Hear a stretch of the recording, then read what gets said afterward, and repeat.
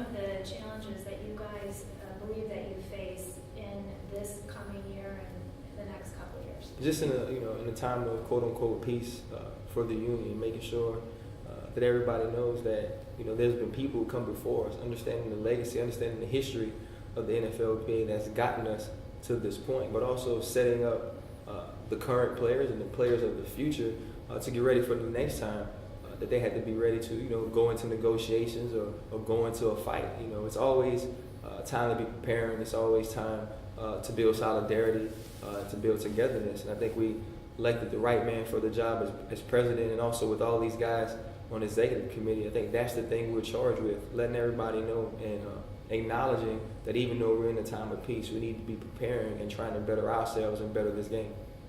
What are some of the things maybe for each of you that said, hey, I want to be part of the leadership this year?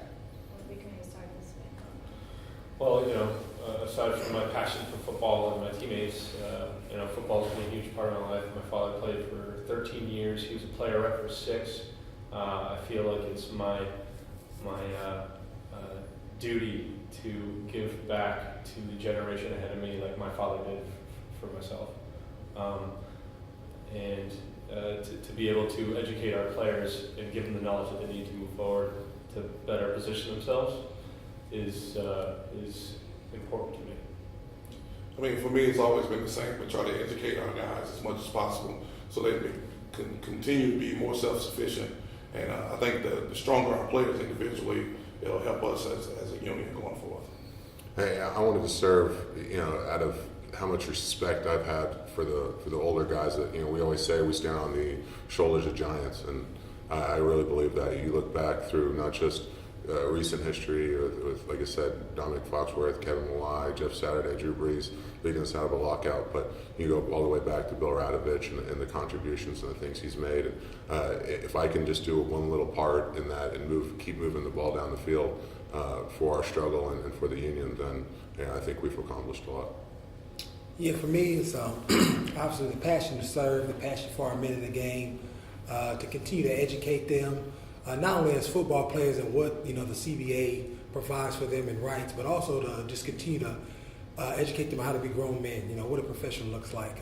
Life after football is where my passion is, and being an unrestricted free agent, having a voice for not only the the top tier guy, but also that practice squad guy, because that's where I started, and just being a leader. Just really from top to bottom. You guys touched on about everything. For me personally, it's some of the guys who have served in the EC and as president and as union reps have done so much for me in my career, basically by mentoring me, coming up, being a 7th round pick, practice squad guy, then reactivated, changing teams late in my career, having success, having rough seasons, so on and so forth. I just learning from those guys and seeing what they did, I want to be able to come out and continue the legacy that they put in place and hopefully do my part to make sure that the guys that come after me have it better than the way I've got it, and that they're better prepared, better educated for life as a player and then life when they're finished playing. I think service. We all got into this to serve each other, and as you get older, I think your service should step up, and this is just another step up in service. More things will be required of us in this position. More things the responsibilities will be heightened at this position, and I think we get an opportunity to do more as we've been educated more. A lot of these guys have been a part of the PA for a long time, as have I. And you just want to keep serving and keep doing what you can to make this game better for the players. Well, I expect us to make a difference, and I think everybody has different strengths. I think everybody has different passions, and I think for me, it's about finding what passion and what strength each one of these guys have, and sending them on their way.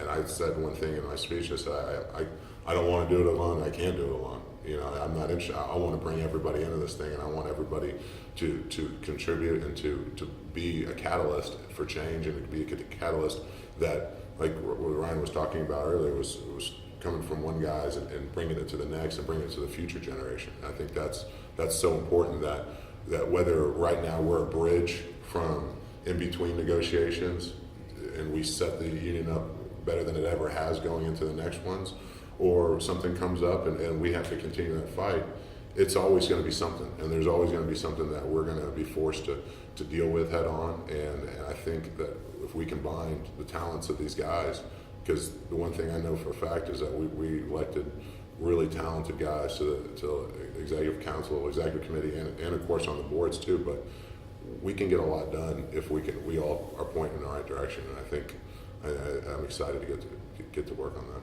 We've got to keep instilling, and Brian does this, I think, better than anybody, is instill the history of the union and what it stands for and why things are the way they are, and those giants that I referred to earlier and what they did to bring us to this point. And that's something more so than anything else we can do, whether it's the benefits and obviously everything that we do for these guys to try to set them up. They've got to know what's come before them. They've got to know the history of what guys sacrificed to get us here, and that the sacrifices that they're going to be required to go through as well. And I think that's going to be really important, that it's not just said here in these meetings and the annual meetings, but that it's disseminated down into the locker rooms.